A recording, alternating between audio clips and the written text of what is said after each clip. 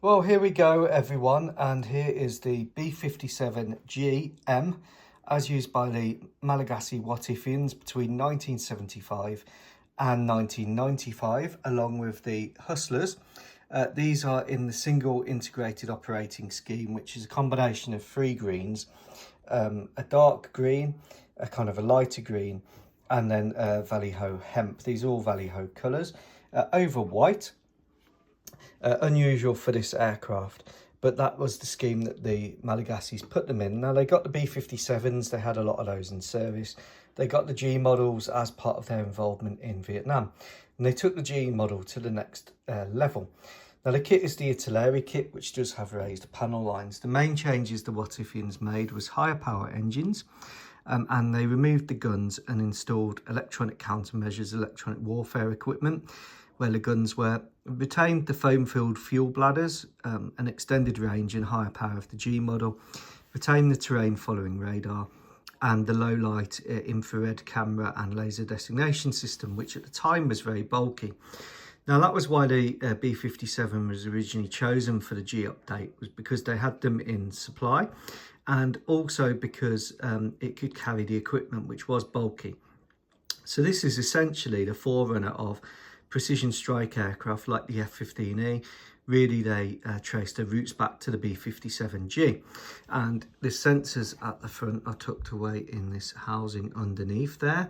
The bomb bay on the Malagasy ones carried extra fuel and jamming equipment, and then you've got more sensors at the rear. Now, it is a tail sitter, unfortunately, and I'm reluctant to put more weight into the bomb bay when I build another one, because the gear is really fragile on these aircraft.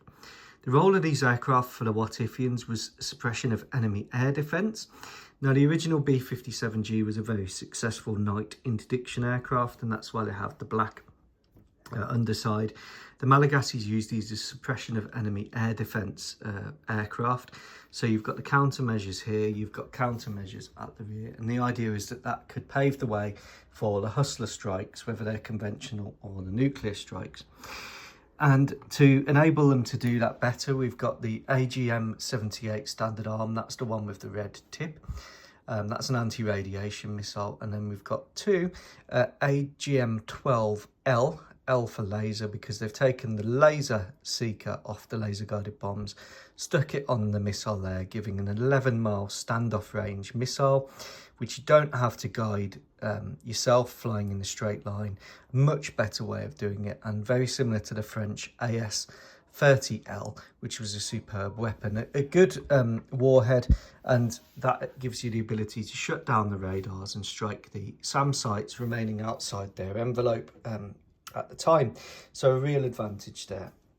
I really do love the Canberra, and I really do love the changes with the B-57G. The main changes the Americans made via Martin, apologies, I've got a headache, so I'm going to keep this video short, was that they added this canopy here, a much better crew accommodation, much better than the Canberra, where you had someone tucked away down in the coal hole. Not good if you had a fire or needed to escape. Now, Canberra attrition in Vietnam was quite high. The Australians used the British Canberra, the Americans used the B-57B and some RB-57s. The whatifians also brought a large number of these for export, and in this guise they served between 1975 and 1995. There were some electronic warfare B-57s as well. There were some other ones, and I'm planning on doing a modern one. Let me know if you want to see a what if modern one. But I do like this aircraft, I love this scheme, and together with the Hustler, these were very important parts of the What If Bomber Command. You had the Vulcan as well, and that for the time, because they'd retired the flying wings because they couldn't get it to work without computers, which weren't around then properly. These three became the basis of Malagasy Bomber Command after the retirement of the Valiants, which were more of a sort of stopgap measure. But there we go, the B-57G brackets M, full of sensors, full of decent electronic equipment, and the B-58 Hustler. I hope you like these videos. Take care. Goodbye.